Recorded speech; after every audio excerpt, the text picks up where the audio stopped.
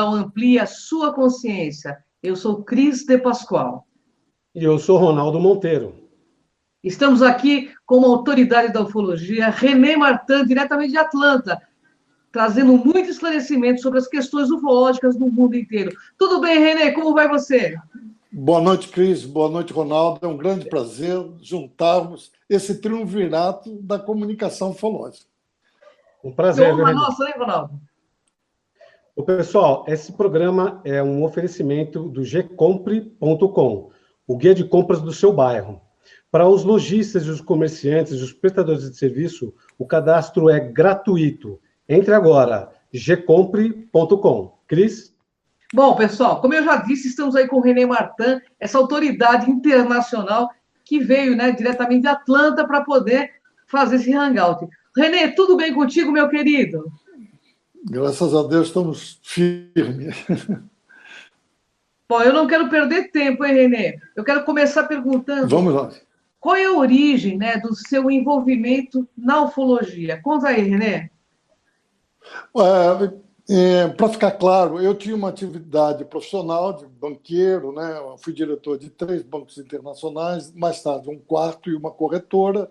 Era escritor já desde 17 anos, e eu acho que essa conjunção de fatores foi o que alertou para um convite em 1978, nos Estados Unidos, para formarmos a OVNI UFO Documento, que foi a primeira revista de ufologia brasileira.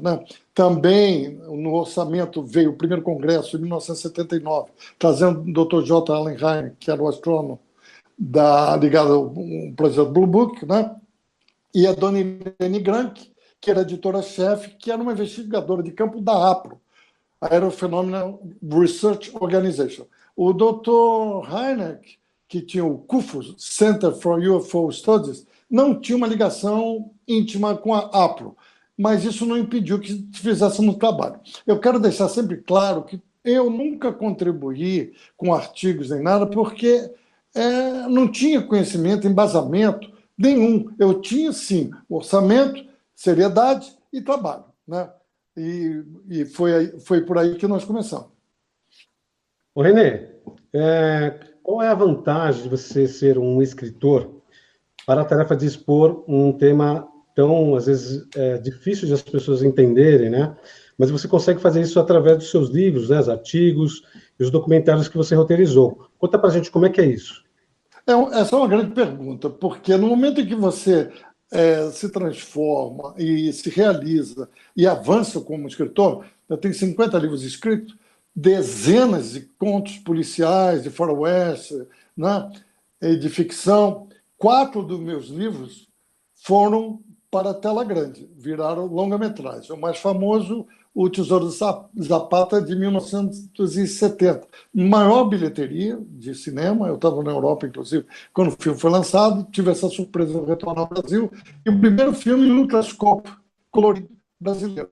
O fato de você ter uma capacidade de escrever e se comunicar ajuda muito a desenvolver.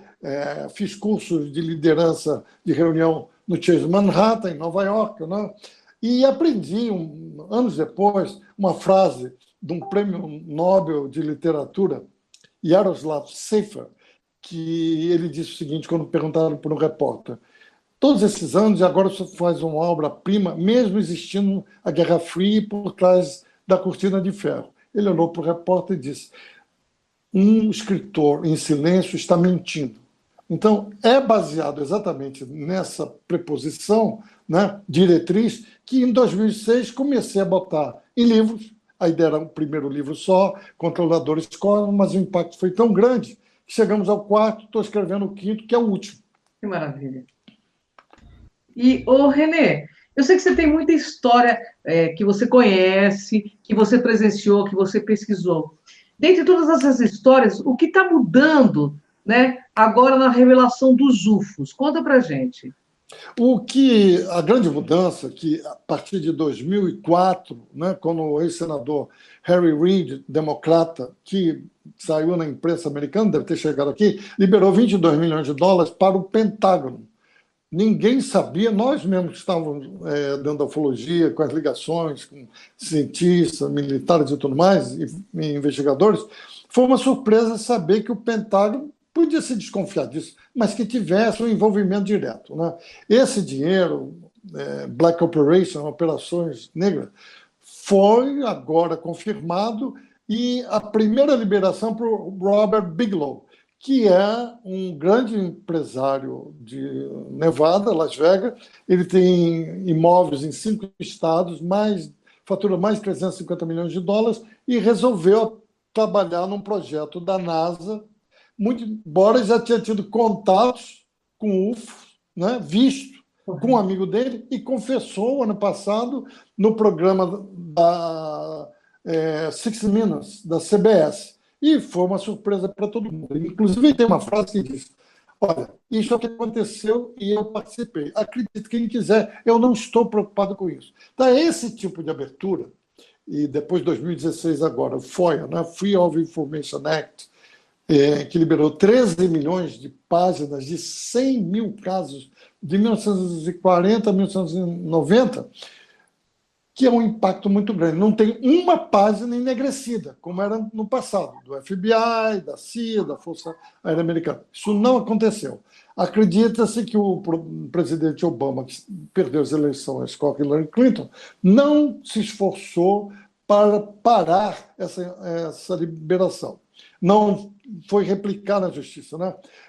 Existia também uma pressão que os russos vinham fazendo, inclusive o ex-presidente russo Medvedev, que comentou, e esse vídeo só agora chegou nos Estados Unidos, ele disse o seguinte: quando eu fui presidente, eu recebi uma pasta com 2 arquivos, um com os códigos secretos para os mísseis, né, atômicos, intercontinentais. A outra descrevia a atividade dos alienígenas na Terra. Isso é impactante. Esse gancho, qual a sua experiência com as atividades dos seres extraterrestres? Como é que você se envolve diretamente com esses aspectos?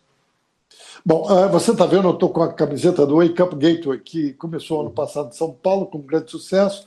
Agora, no sábado passado, né, dia 3, tivemos o evento no Rio de Janeiro, na Sociedade Germânica, que superlotou, todo mundo mandou e-mail e tudo mais.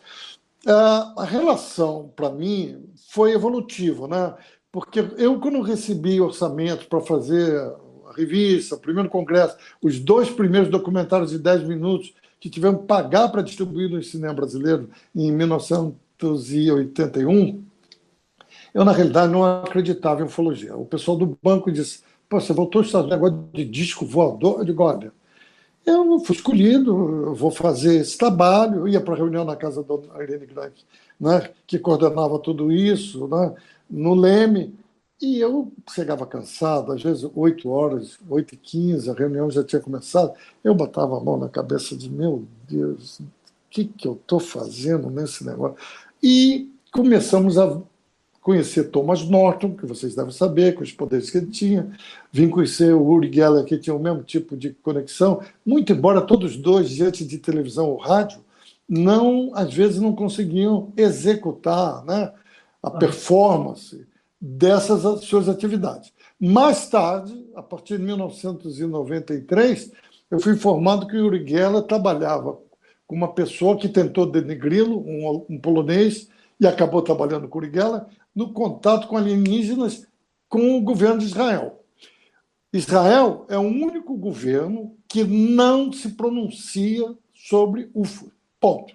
Teve aquele caso em 2010, se não me falha a memória, de um UFO que pousou, né, no Templo da Rocha e depois disparou em alta velocidade. Botei isso no livro e veio logo: não, isso é mentira, montagem, blá, blá. No entanto, existiam 4 filmagens de ângulos diferentes, de pessoas diferentes, inclusive um casal norte-americano que ficou impactado com aquilo. Então, essa relação com os alienígenas, você me perguntou, foi paulatina através de pessoas que começaram a confiar e me conhecer. Eu sempre fui low profile, nunca quis aparecer, porque quem fazia o trabalho era a dona Irene, o Dr.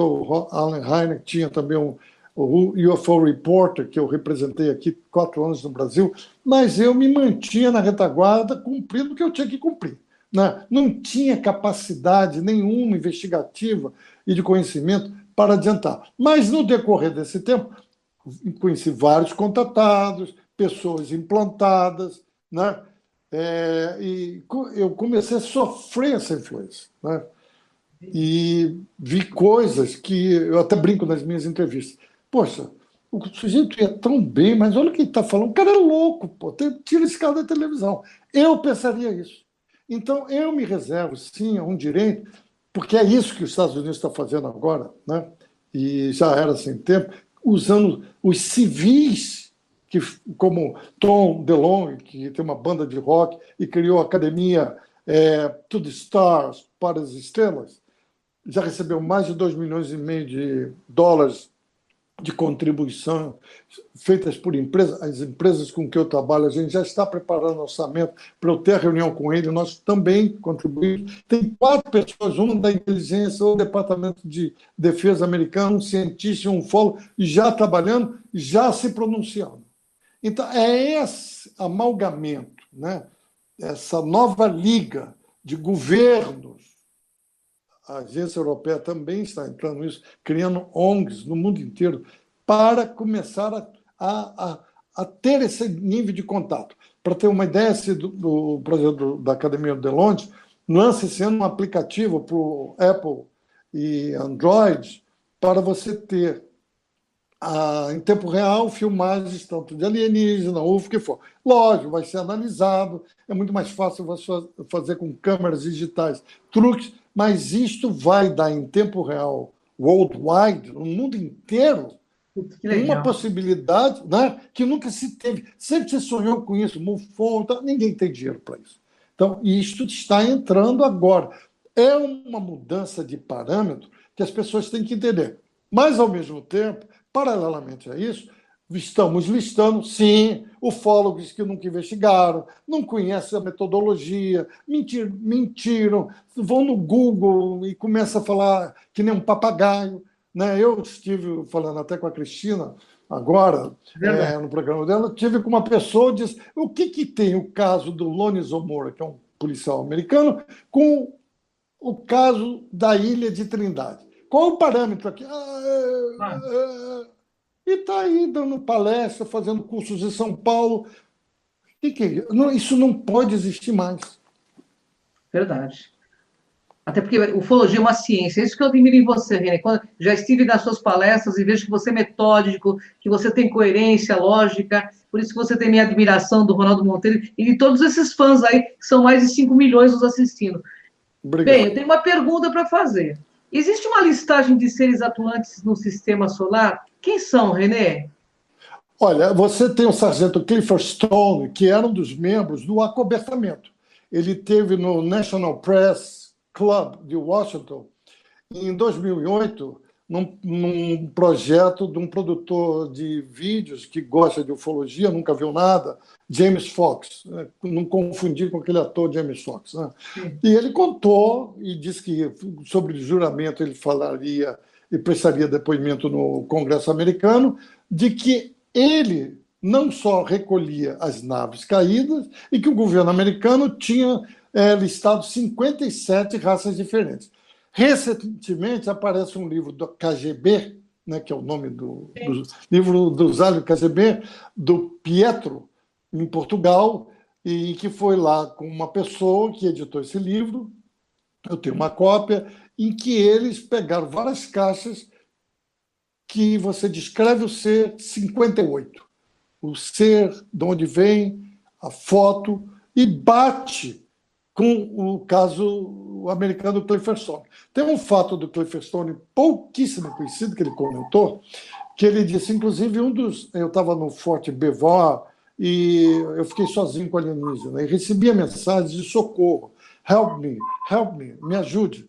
E ele tirou, era um cinza, né, um grey, de 1,10 m, e levou lá para fora. Quando chegou na tela de metal, né, ele viu aquela luz de cima e o ser sumiu. Quase foi destituído, mas acabou o coronel entendendo o que ele fez e tudo mais. Ele contou isso numa reunião. Né?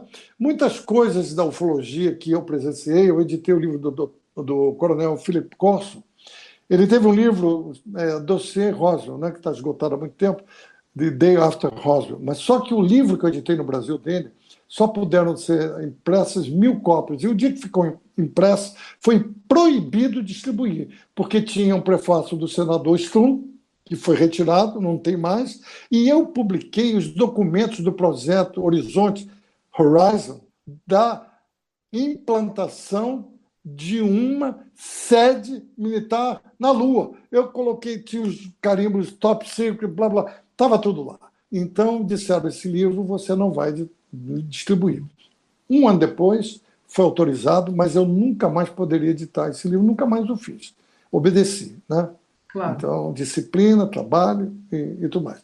Uma coisa que eu queria dizer, tive numa reunião e as pessoas diziam, não, os russos vinham trabalhando já com os americanos desde a época do Sputnik, né, por trás dos panos, e agora a China. Existia um serviço chamado, um código SETKA, SETKA, que era o equivalente ao JANAP 146E. O JANAP era Joint Venture, Força Aérea, Marinha e Aeronáutica. Qualquer piloto, civil ou militar, que avistasse um UFO e reportasse para a imprensa $10.000 e alguns anos de prisão. Era assim. E o JANAP não é mais usado, né? Mas tinha o lado russo SETKA. Pouca gente sabe disso. E tinha o Instituto 22 também na União Soviética, que era muito antigo, botei no meu quarto livro, que ninguém sabia disso. A gente sabia, mas não podia comentar isso. Estamos comentando agora. Maravilha, hein? Maravilha. Ô, René, qual seria o entendimento dos seres de luz quanto a essa classificação dos espíritos, né? Em relação aos seres extraterrestres? Bom, a minha experiência do lado que eu vi, e eu tenho sido contundente nos livros, e tudo que eu coloco no livro está acontecendo, eu não vi nenhuma atividade positiva. O que é atividade positiva? Seres da Irmandade Cósmica de lá estão aqui para nos ajudar. Bologna. Bobagem. Né? Eu encontrei uma pessoa agora em Curitiba, em fevereiro, que é a Karina Greco, que é uruguaia, mora em Florianópolis. Tá? Ela estava falando do ser de energia, que eles não podem incorporar nesse tipo de energia que a Terra tem. Né? E ela disse, inclusive, acreditar que os seres que estão aí são do bem é balela. As pessoas ficaram olhando para ela, que é o que eu vinha mantendo, né? E quando eu fui fazer a palestra, eu me referenciei a ela. Você vê uma agenda que é desconhecida. Os seres que não são malignos e que eles lutam entre eles, você vê isso em composições artísticas 1561, 1564, Suíça e Nuremberg, na Europa, está lá no museu, uma em madeira, outra em pintura, das naves se degladiando em pleno ar. Nossa. Então, parece que nós somos o prêmio disso. Mas que prêmio é esse? A Terra já se sabe disso. Os militares americanos sabem disso. Os russos sabem disso. Nós temos ouro, prata e cobre. E água, em grande quantidade. Existem seres abissais, abaixo, vamos lá, né? Gibraltar, estão lá. No mar do Japão, estão lá. Lá no norte, perto da Antártida, do lado da União Soviética, estão lá, né? Foram encontrados com 8 metros de altura. E sobre a Antártida. A Antártida está derretendo, todo mundo fala nisso. É o efeito estufa. Olha o que está. Tem um relatório de 4 anos atrás de um laboratório americano que nós vimos que foi proibido ser repassado para a imprensa, que ele fala numa nova era de gelo. Olha o que está acontecendo na Europa. Em Atlanta, aqui nunca nevou em janeiro, em dezembro. E eu ouvi na televisão, CNN, não, mas isso vem ocorrendo nas últimas décadas. Mentira! Desde 81, que eu estou aqui, nunca vi isso. Então, o desmentido de um cientista, todo mundo aceita. Né? Tá, de novo, essa semana, Canadá, Inglaterra. Né? E o que está o descongelamento é na parte este da Antártida, porque está expandindo na parte oeste. Ninguém fala nisso. E 3 pirâmides apareceram, né, nos últimos 3 anos. Quem esteve na Antártida em 2016? Obama, presidente Obama, o Papa, atenção, hello, o Papa, né? Teve lá o patriarca da Rússia, né? O Neil Armstrong foi lá, passou mal, foi retirado do helicóptero, né? E outros estiveram lá. Mas por que isso está acontecendo? Porque o que chegou ao meu conhecimento, que eu não tenho prova, mas me falaram, é que até as bases, tanto nazistas como dos alienígenas, já estão começando a ser possíveis de detectar. E nessa área é proibido voar. Pois é. É por aí. Não dá mais para você esconder a verdade, né? Verdade mesmo. A coisa está muito na cara dura, né, Renê? Bom, Renê, existe como prever o futuro da raça humana e o relacionamento com esses ETs, aliens, do teu ponto de vista? Isso foi uma palestra do workshop que eu dei em Curitiba, que eu comecei a palestra dizendo que nos 20 anos, próximos anos, essa civilização nossa, que está se matando, corrupta, guerra, destruição, vai acabar. Como vai acabar? Está milhões de anos assim? Não. Você tem mais de milhares, há 15 para 17 anos, milhares de crianças que eu dei nome, né? Alma, uma inglesa, que agora foi apresentada em dezembro nos Estados Unidos, aos 4 anos fez a primeira canção clássica, que foi considerada Mozart, e ela disse que o Mozart estava um pouco abaixo dela, tocando piano, autodidata, 2 anos depois, tocando órgão, aos 9 anos, tocando violino, e agora, em 2012, em dezembro, se apresentou nos Estados Unidos, cantora lírica, tudo autodidata. Você tem uma outra que ganhou um programa de calor dos Estados Unidos, America's Got Talent, o ano passado, Darcy Line. Darcy, aos 4 anos, começou a fazer uns bonecos ventrílocos, quase o tamanho dela, né? E ela se apresentou no programa, ganhou o programa, porque ela não só faz os bonecos falam com vozes diferentes, e um deles é um cantor lírico, e ela interpreta e não mexe nem a sobrancelha, não desafina. E tem um garoto que sobe em parede, que é muçulmano, né? Tinha um garoto, Yuri Yukobov. Ele nasceu lá na Chechênia, o pai era policial, a mãe era uma doméstica, e nos braços dele, em alguns dias, apareciam versos do Corão. Então, os detratores vão lá, não, é que o pai e a mãe passam uma tinta e de noite jogam um produto químico e na barriguinha dele aparece. Acontece que 12 anos depois, sobre o México, comentei com você, Cris, podem procurar no Google, 3.000 UFOs sobre a cidade do México, fazendo evoluções, Allah Akbar, e outros versos do Corão, e dizendo, não, aquilo são balões que estão... Que balão é esse? 3.000 balões em cima da cidade do México, 2010, 2011, né? Formando versos do Corão. Então, essa nova raça que chegou, ela se comunica telepaticamente.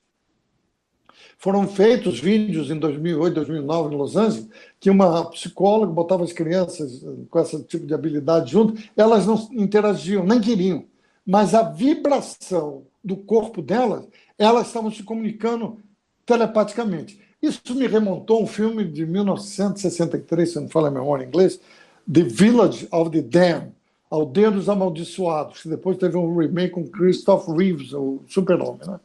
Vale a pena ver. Os ingleses já viam isso há muito tempo atrás. Você tinha isso na Idade Média, Isaac Newton, né? Você, Leonardo da Vinci, sumiu 3 anos, quando voltou cheio de conhecimentos, né? Você teve Einstein, teve Freud, você teve em épocas, Tesla, em épocas diferentes. Só que agora chegaram num volume. O país que tem mais dessas crianças é a China. A China tem um garoto, Nong Yu, que está com 9 anos. Ele nasceu, ficou com os olhos azuis, todo mundo dizia, não, vai escurecer. Não escureceu. Num quarto escuro, apaga a luz, ele pega o livro, o olho dele brilha e ele lê. A China não deixa mais você identificar, entrevistar e falar com essas crianças, né? Isso Mas agora, na América Latina, não tem nada, do México para baixo. Então eu fico perguntando, que história é essa? Brasil, celeiro do mundo, que aqui está a energia toda, aí vem os místicos, não, está aqui. Aonde? Aí uma senhora no Rio, semana passada, me disse, mas meu filho, ele é um grande matemático, está tirando 10 direto. Hello, matemático, tem milhões. Teve em 1920, né, um indiano que foi para a Inglaterra, as fórmulas que ele criou, algumas até hoje, não são decifráveis, entendíveis. Então, essa raça que chegou, já tem um vereador na Inglaterra, o governo sabe, ele disse que casou com uma alienígena, fala isso lá no parlamento. Não acontece nada. Botei no livro também o nome dele, que eu gosto, é como você disse, Cris, dado, nome, fato. Né? Wake up. Fatos falam mais do que palavras. Então, tem que mostrar, não, que eu soube que parece, isso não serve. O René, outra face com argumento, não é verdade? Não ter argumento, né? Mas é isso que a gente precisa ter neste nosso novo momento da ufologia, vocês que estão em busca dessa verdade, fazendo um programa sério, com perguntas corretas, que norteiam quem é entrevistado, deixam o entrevistado falar. Mas aonde a gente encontra? Quando nós começamos o Wake Up, a pesquisa apontou o seguinte: estamos cansados, que era uma das perguntas de opção de múltipla escolha, do blá, blá, blá. Isso aqui são ruínas na Lua. Aqui é o Varginha. O que aconteceu em Varginha, e o que o pessoal fala aqui, é o penúltimo capítulo de uma longa história. Ninguém sabe no Brasil o que é Varginha. Ponto. E não vai saber, porque os relatórios estão lá fora. Estão autorizados a liberar. O futuro imediato em relação aos indivíduos nesse impacto, né, dessa nova civilização? Bom, você vê, a mudança de comportamento vai ser o primeiro dele. Essa capacidade telepática de telecinésia, uma menina de 22 anos fez isso numa entrevista, né, de um canal de televisão em inglês, não sei se era a BBC, ela com os olhos, depois de olhos vendados, contar tudo, ler um livro em sânscrito do Mahabharata, né? E ainda eu disse, mas eu também sei fazer isso. Com os olhos vendados, o tripé da câmera se afastou. Esse tipo de ser, provavelmente, tem uma capacidade... todo mundo diz, eu tenho capacidade de 9% do cérebro. Não é isso. Einstein falou da energia. 9% da energia cerebral que era usada pelo ser humano. Ele usava 11%. Esses seres, provavelmente, já estão sendo testados, estão muito acima disso. E o DNA deles é par. As 12 espirais, e já se detectou crianças com 13. Nossa. Uma autópsia feita num alienígena Grey pequeno tinha lá metade do cérebro biológico e a outra metade cibernético. Você já imaginou um ser com 100% de energia? Eles manipulam as naves deles com o cérebro, né? Não é que nem Independence Day, que aí pega, né, Will Smith lá, o Mancha. É com a cabeça. Alguns pilotos americanos, há mais de 15 anos, também têm uma bandana e o que dispara o míssil é o olho. Isso já está sendo usado militarmente, né? É a mente. E quando se estudou o cérebro de Einstein, e notou-se que o cérebro dele era expandido nas laterais, né? E que se expandisse mais, perderia a capacidade de raciocínio, fala e de inteligência. Então é por isso que esses alienígenas, sabendo disso, complementaram o booster, né? A ampliação da sua força mental com um cérebro cibernético. Então, você imagina um ser desse. Eu digo, você conversaria com uma galinha? Eu não, porque é a mesma coisa. Imagina um ser desse chegando, né? Quer dizer, não, mas podia chegar aqui, pousar. Escuta, você chega em Roma, Império Romano, que é um império ultra evoluído, né? O exército mais sofisticado de combate, chegasse numa taverna, pegava o iPhone, um centurião e dizia, isso aqui é iPhone. Eu vou te mostrar Roma e o Coliseu. Isso é imagem via satélite, rastreada. o cara decepa você. Você é um bruxo, né? É um alquimista maluco. Imagina você pegar um centurião desse, ou qualquer pessoa em Roma, que pudesse replicar o iPhone. Não havia tecnologia para aquilo. Esses seres que me foi perguntado, que chegaram aqui, cada um com seu interesse, colocaram o planeta Terra hoje numa disponibilidade técnica que eles não vão invadir, destruir. Para quê? Eles substituem a raça, botam seres novos, que serão um tipo de teleguiados, para não usar a palavra escravo, para trabalhar para eles no cosmos, retirando, como os Anunnakis pediam, né, para escavar o ouro e tudo mais. Né? Então, essa nova classe chegou. Estão aí, Nós estão aí. Né? Então, não confundir isso com espiritualidade, que aí Deus está... Deus é uma palavra criada há 4.500 anos na Turquia, porque Deus sempre foi plural. Elohim, em hebraico, os Budas, que eram milhares de Budas, na Grécia, nos países nórdicos. Né? Na Grécia, por exemplo, nós vimos lá uns estudos interessantes, há 8 anos atrás, que o Monte Olimpo brilhava uma vez por ano. E o topo acendia uma vez por ano. Nossa, então isso é o quê? Era uma nave-mãe. É isso aí. Thor, que era, né, lá o deus nórdico com o seu martelo, né? E Zeus criava com os raios, porque ninguém sabia descrever. Na Bíblia você vê também, e a glória do Senhor correu entre as nuvens, parou em cima do monte, e Jesus falou com seu pai. O que nós chamamos de OVNI, UFO, luzes, como os franceses gostam de falar, né? Naquela época eram escudos brilhantes, glória do Senhor. Eram outros nomes, não sabiam a tecnologia para descrever isso. Mas se você vai agora... Fogo, né? Carruagem de fogo. Carruagem de fogo também. Tem o Daniken, né? Escreveu um livro sobre isso. Né? E a Lumière de la Nuit, né? Que os franceses gostavam de... Quando eu morei na França, eu via isso. Então, cada povo, em cada época, teve uma descrição dentro da sua capacidade de conhecimento. A estrela correu no céu e apontou a manjedoura. Ups, estrela correu no céu. E Moisés também. No nascimento de Moisés, a estrela também. Fato muito pouco falado. Então, essas estrelas, entre aspas, poderiam ser, talvez fossem mesmo, naves. Sim. Nós temos que abrir a mente. Né? Temos que abrir a mente. Porque se não abrirmos a mente, nós não vamos entender esse céu que está se escancarando. É verdade, hein? Mas eu tenho mais uma pergunta aqui, viu? René. Vamos nós. Vamos lá. Vaticano, governo americano e russo estão trabalhando aí em sintonia, no seu ponto de vista? Olha, o Vaticano, o que eu queria falar é o seguinte: o Papa João XXIII teve um encontro com um alienígena magro alto com orelhas pontudas. Francesco Capovilla, que era o secretário dele, muitos anos após a morte do João XXIII, contou para o Daily Mirror, na Inglaterra, o que se passou nos jardins, né, da residência papal, Castel Gandolfo. Eu, no segundo livro, uso isso, porque de helicóptero do Vaticano para Castel Gandolfo foram 15 minutos de helicóptero militar da Itália, que eles usavam lá. Né? E foi lá que ele teve encontro.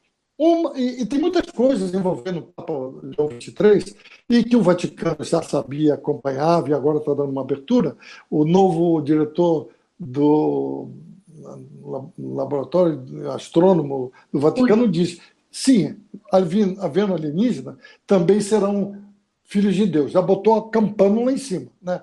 Mas no caso de João XXIII, tinha um caso do George Adamski, que era um polonês, professor, radicado nos Estados Unidos, em 1950, Monte Palomar, fez aquele negócio todo, ninguém acreditava nele, mas a Noruega e a rainha da Holanda pediram a presença dele. Ele foi. Quando ele chegou na Noruega, por exemplo, os militares pediram a ele, isso eu vi quando a gente estava estudando em 79 o caso dele, se ele poderia identificar e fazer aparecer os UFOs. E os UFOs desfilaram no céu para os militares da Noruega. hello, ninguém conta isso. Ele, então, passa pelo Vaticano. Quando ele chega no Vaticano e vai falar com o Papa, o João XXIII, fala sós e entrega o envelope lacrado que nunca se soube que tinha naquele envelope. O Papa pega, no outro dia volta a falar com George Adamski, né? E diz para ele, era a mensagem que eu estava esperando. E entrega a medalha de ouro do Vaticano, ao mais alto grau de condecoração, a George Adamski, que era considerado louco e tudo mais. Né? George Adamski morre. Está enterrado onde? No cemitério de Arlington, em Washington, que é o cemitério dos heróis de guerra americanos. Então, eu gosto disso, de pensar fatos que as pessoas não prestam atenção e juntar, porque a gente trabalhava nessa conexão, tá certo? Então, o Vaticano sabia disso tudo. No meu quarto livro, eu boto lá, novo estrutura do Vaticano lá em Nevada, se chama Lúcifer. Sim. O Papa João, Papa Francisco, né? Em 2013, no Vaticano, eu falei isso, ficaram chateados, nós botamos no Google, está lá, fez na Semana Santa uma homenagem, ele fez a missa da Semana Santa no Vaticano em homenagem a Lúcifer, pai de Jesus Cristo. Procurem no Google, porque quando eu disse isso, tinha os evangélicos que ficaram chateados comigo, parei, fui lá, peguei o link e projetei. Mata cobra e mostra o pau. Então, os russos sabem disso, os russos mandam abater os discos voadores desde 1960. Sempre fizeram isso. Os americanos tiveram uma atitude assim, depois pararam. Né? Então, e tocavam figurinha. Toda essa briga americana e russa, as pessoas se esquecem, quem manda os astronautas para a Estação Espacial Internacional são os foguetes russos. Será que ninguém enxerga? Né? Então, politicamente é uma coisa, mas em termos de cosmos é outra. O René, eu não sei se eu estou falando rápido demais. Elas têm muitos paradigmas, né, em relação a enxergar ao que está acontecendo ao redor. Mas nós estamos aqui nos minutos finais aqui do programa. Nós gostaríamos que você falasse um pouco dos seus livros, né, a saga cósmica, é isso mesmo? Isso. Controladores cósmicos, invasores cósmicos, interventores cósmicos, vigilantes cósmicos, e o último que eu já estou escrevendo vai sair o ano que vem. Desses livros, os 2 primeiros estão esgotados. O primeiro esgotado há 3 anos. Eu vi um dia desses no Mercado Livre, R$165, quis comprar, já estava vendido. Aí apareceu um por 95, quis comprar, estava vendido. E agora não tem mais nenhum. Né? E o número 2 acabou esse ano, o 3 já está acabando. Hoje saíram vários pedidos no Brasil, que a editora falou. Então, o número 3 acaba e o número 4, nós temos um evento em agosto, né, em Porto Alegre, do Wake Up Gateway. Provavelmente não terá muitos livros à venda do número 4. Né? O que é bom, porque todo mundo que comprou entra em contato comigo e a gente tem uma sinergia sempre que eu tenho tempo fora do meu trabalho. Né? Eu administro 2 empresas muito grandes, não tenho muito tempo para isso, mas respeito todo mundo que lê, que se interessa. Né? E hoje mesmo tive um encontro com uma pessoa fantástica, trocamos ideias, figurinhas maravilhosas. É assim que tem que ser. Isso é maravilhoso. Ter credibilidade. Ô, René, me fala só um pouquinho antes de encerrar esse programa sobre essas 5 naves que estão na nossa estratosfera. Elas estão nos salvaguardando? São seres que estão aí querendo ter um contato ou simplesmente não querem contato com a raça humana? Olha, tem 5 grandes, imensas naves, tipo rocha, Saturno, Urano, uma por trás do Sol. Vi 2 fotos em Curitiba que a pessoa tirou, por trás do Sol, aquela mancha imensa, né? Já estão aí. Estão aí há 4 anos. A NASA sabe disso, o Kepler fotografou essas naves, né? E não se sabe. Há 3 anos atrás, tinha uma de 430 quilômetros em cima do Chile, veio para Goiânia, Brasília e depois subiu. Eles chegaram aí. São raças distintas, com agendas próprias. Né? O que querem, a gente não sabe. Muitos dos seres como os arcturianos, eles não conseguem se incorporar aqui. Astacheran, que é um deles, que eu cansei de ver dizer, não, lá na Índia, no Egito, tinha descrições. Mentira. Primeira pessoa, primeira relação com citar Astacheran foi aquele profeta do sono, Edgar Cayce, em 1922. Eu chamei essa pessoa de lado. Você está mentindo para o público. Eles não sabem. Quer dizer, mas o que é isso? Então, essas entidades estão aí, as vibrações da Terra estão mudando, a Terra mudou de eixo. Sim, ninguém quer falar sobre isso. Na Sibéria, tem um ponto de, já há alguns anos, 24 quilômetros de distância onde recuou o gelo. Nossa. Mas por que guardar isso? Qual é a vantagem? O mundo vai ficar desesperado. Desesperado com o quê? A realidade está aí, morrendo na Europa, morrendo nos Estados Unidos. O frio chegou, não acabou. Vai nevar até abril. Abril! Vamos enfrentar essa realidade. Existe muita gente militar, cientista, que é contra esse tipo de atitude. Só para terminar, o Heineck dizia, existe a Faculdade Invisível. É um título do livro de Jacques Vallée, que trabalhou com ele, um francês, e os dois aparecem no Contato Imediato em Segundo Grau, né? Um filme do Spielberg. Ele ajudou a fazer o Heineck, o roteiro. Era o título de um livro do Jacques Vallée, que tinha uma outra concepção sobre ufologia. Mudou muito. Né? Ele não acreditava em certas coisas, a gente discutiu, eu vi ele veio no Rio de Janeiro para ver o caso das máscaras de chumbo, até autografou uma revista para mim, tivemos um jantar, também falo francês, o que facilitou muita conversa com ele, mas essas coisas estão herméticas. Mas é num programa como esse que vocês fazem esse tipo de pergunta e permite o entrevistado